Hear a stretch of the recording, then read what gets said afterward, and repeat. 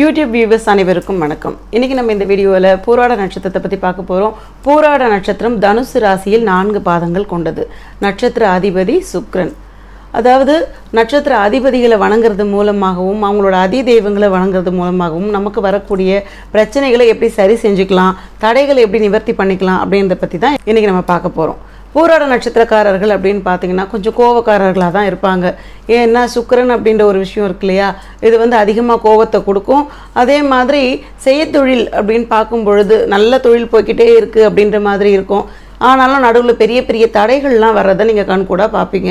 இந்த தடையை நம்ம அட்ஜஸ்ட் பண்ணிக்கவே முடியாது. நமக்கு மட்டும் ஏன் இந்த மாதிரி திரும்ப திரும்ப பிரச்சனைகள் வருது அப்படின்ட்டு உங்களை நீங்களே நொந்துக்கிற மாதிரியான விஷயங்கள் நிறைய கொடுத்துக்கிட்டே இருக்கும். ஒரு ரீசன் தான் நான் நிறைய வீடியோவில் சொல்லியிருக்க மாதிரி தாரா பலன்கள்லாம் சொல்லியிருப்பேன். அதே மாதிரி நட்சத்திர தோஷம் பற்றி சொல்லியிருப்பேன். நட்சத்திர தோஷம் அப்படின்னு பார்க்கும்பொழுது புதன் தோஷம் படுது. அதாவது புதன் அப்படின்னு பார்க்கும்பொழுது பண ரீதியான விஷயங்களுக்கு புதன் தான் அதிபதியாக வருது. அப்படி பார்க்கும்பொழுது நமக்கு வரவுகள் எப்படியாவது தடையில் போய் சிக்கணும். அப்படி இல்லைன்னா பணம் யார்ட்டையாவது கொடுத்துட்டு வர்றதுக்காக நம்ம காத்திருக்கிற மாதிரி இருக்கும். இல்லை நமக்கே பணமே வர்றதுக்கு பெரிய பிரச்சனையில் மாட்டிக்கிட்டு இருக்கோம். இந்த பண வரவுகளே பார்த்திங்கன்னா இயற்கையாக நம்ம நார்மலாக சம்பாதிச்சோம் கொண்டோம் அப்படின்ற மாதிரியான விஷயங்களாக இருக்காது.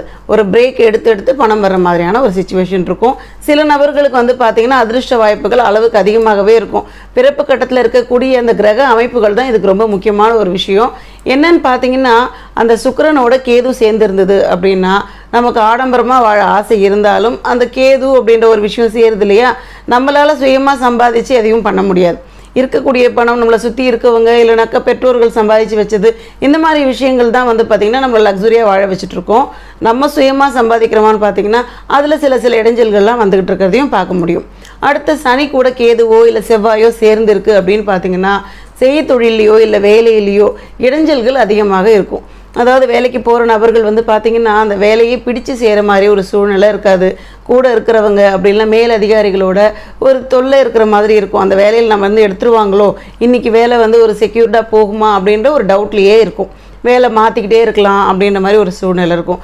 இது எல்லாத்தையும் எப்படி சரி பண்ணலாம் அப்படின்னு பார்த்திங்கன்னா நட்சத்திரத்தோட அதிபதி தெய்வத்தை வணங்குறது மூலமாக நமக்கு இந்த பிரச்சனைகள்லாம் கண்டிப்பான முறையில் சரிப்படுத்திக்க முடியும். நட்சத்திர அதிபதி அப்படின்னு பார்க்கும்பொழுது சுக்கிரன் பிறப்பு கட்டத்தில் அவர் நீசமாகி இருந்தாலும் சரி, அப்படி இல்லைன்னா அவர் பார்த்திங்கன்னா அஸ்தங்கமாகி இருந்தாலும், அவர் கேதுவோடு அமர்ந்திருந்தாலும், எப்படி அமர்ந்திருந்தாலும் நட்சத்திரத்தோட அதிபதியை நம்ம கொஞ்சம் ஸ்ட்ராங்காக ஆக்டிவ் பண்ணிடுறது காரணமாக சுக்கிரன் பார்த்திங்கன்னா நல்ல பலமான பார்வை அப்படின்றது நமக்கு கிடைக்கும்.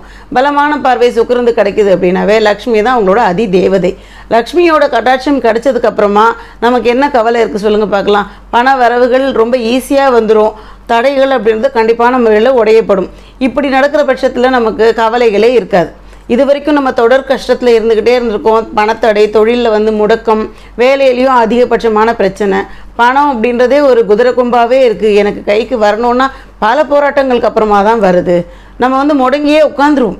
போராடி பார்த்து இது இவ்வளோதான், இது ஒன்றும் ஆகாது அப்படின்னு நம்ம ஒரு சைடில் போய் உட்கார மாதிரியாக தோண வைக்கும். இதுதான் இந்த பண முடக்கத்தை ஏற்படுத்தக்கூடிய ஒரு நட்சத்திரத்தோட பிரச்சனை. இதை சரி பண்ணணும் அப்படின்னா என்ன பண்ணலாம்?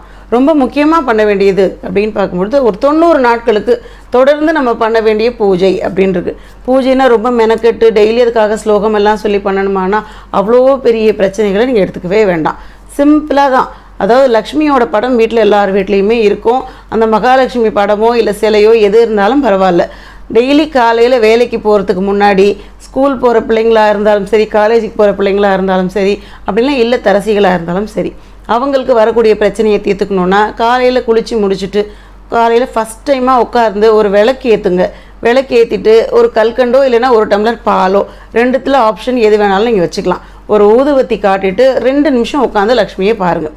இதை தொடர்ந்து நீங்கள் 90 நாளுக்கு பண்ண போகிறீங்க. 90 நாள் எதுக்கு ரொம்ப பெரிய லாங் டேர்மாக இருக்கே அப்படின்னு நினச்சிங்கன்னா அது அவ்வளோ பெருசாக எடுத்துக்காதீங்க. கிரகங்களுக்காக செய்யக்கூடியது அப்படின்னு பார்த்தீங்கன்னா அட்லீஸ்ட் 9 நாட்கள் செய்யணும் அப்படின்னு சொல்லுவாங்க. 9 நாட்களில் ஒரு பிரச்சனையை சரி செய்ய முடியுமானா அவ்வளோ ஈஸியாக சரி பண்ண முடியாது. பல வருஷங்களாக தடைகளை பார்த்துக்கிட்டு இருக்கக்கூடிய நம்ம 9 நாட்களில் ஒரு விஷயத்தை சரி பண்ண முடியாது இல்லைங்களா. அதுக்காக 90 நாட்கள் பெரிய மெனக்கெடுதல்லாம் எதுவும் இருக்காது. காலையில் போகிறதுக்கு முன்னாடி அங்கே வீட்டில் பெண்கள் இருந்தாங்கன்னா அவங்களே விளக்கேற்றி கொடுத்துருவாங்க. 2 நிமிஷம் உட்கார போகிறீங்க, கண் குளிர பார்க்க போகிறீங்க, கையெடுத்து கும்பிட போகிறீங்க. இவ்வளவு தான். இது ரொம்ப சிம்பிளான விஷயம் தான். 90 நாட்களில் நடுவில் பார்த்திங்கன்னா பிரேக் ஆச்சுன்னா அது ஒரு பெரிய இஷ்யூ கிடையாது. அடுத்தடுத்த நாட்களில் கவுண்ட் பண்ணிட்டு போங்க. இந்த 90 நாட்கள் பூஜையை நீங்கள் முடிக்கிறதுக்குள்ளேயே பலவிதமான நன்மைகள் அப்படின்றது கண்கூடாக பார்க்க முடியும். இதை பண்ணிக்கிட்டே இருங்க.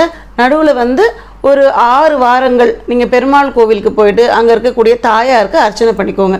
உங்கள் பேரில் அர்ச்சனை பண்ணணும். இது லைஃப்பில் ஒரு தடவை பண்ணால் போதுமானது. 6 வாரங்கள் வெள்ளிக்கிழமைகளில் போய் பண்ணிக்கோங்க. இதை பண்ணுறது பார்த்திங்கன்னா அதுலேயும் பிரேக் நடுவில் வருது, தொடர்ந்து 6 வாரம் பண்ண முடியலன்னா அது ஒரு பெரிய பிரச்சனை கிடையாது. அடுத்தடுத்த வாரங்களில் நீங்கள் தள்ளி பண்ணிக்கலாம். 6 வாரம் அர்ச்சனையும் பண்ணிடுறீங்க. யாருக்காவது உதவிகள் செய்யணும். ரொம்ப முக்கியமாக செய்ய வேண்டியது ஸ்கூல் பிள்ளைங்களுக்கு நம்ம பாட புத்தகங்கள் வாங்கி கொடுக்குறது, முடிஞ்ச யூனிஃபார்ம் வாங்கி கொடுங்க, அவங்களுக்கு போடுறதுக்கு செருப்பு வாங்கி கொடுக்குறது, இந்த மாதிரி விஷயங்கள் சின்ன குழந்தைங்களுக்கு பண்ணக்கூடிய உதவிகள் பண்ணுங்கள். இது பார்த்திங்கன்னா குழந்தையின்மையை சரி பண்ணி கொடுக்கும்.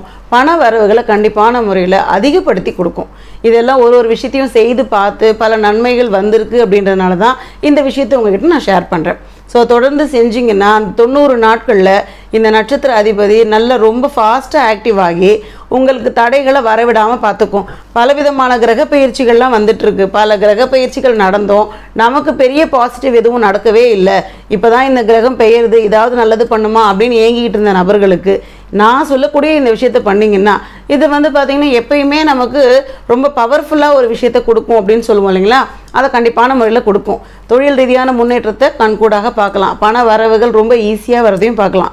தனித்தனியாக ஒரு தடை வருது அப்படின்னு சொல்லுவாங்களா, அந்த தடைகள் இனி உங்களுக்கு கிடையாது. நான் சொல்லக்கூடிய இந்த பரிகாரங்களை சிறப்பாக செய்யுங்க. செய்கிற பட்சத்தில் பிரச்சனையிலேருந்து வெளியே வர்றது அப்படின்றது கண்டிப்பான உறுதி. இன்றைக்கி நம்ம இந்த வீடியோவில் நட்சத்திர அதிபதிகளை வணங்குறது மூலமாக என்னென்ன மாதிரி தடைகள் எல்லாம் நிவர்த்தி பண்ணிக்க முடியும் அப்படின்றத பற்றி சொல்லியிருக்கேன். இந்த வீடியோ உங்களுக்கு பிடிச்சிருந்ததுன்னா லைக் பண்ணுங்கள், ஷேர் பண்ணுங்கள், சப்ஸ்கிரைப் பண்ணுங்கள். டவுட் இருந்தால் கமெண்ட் பண்ணுங்கள். நன்றி, வணக்கம்.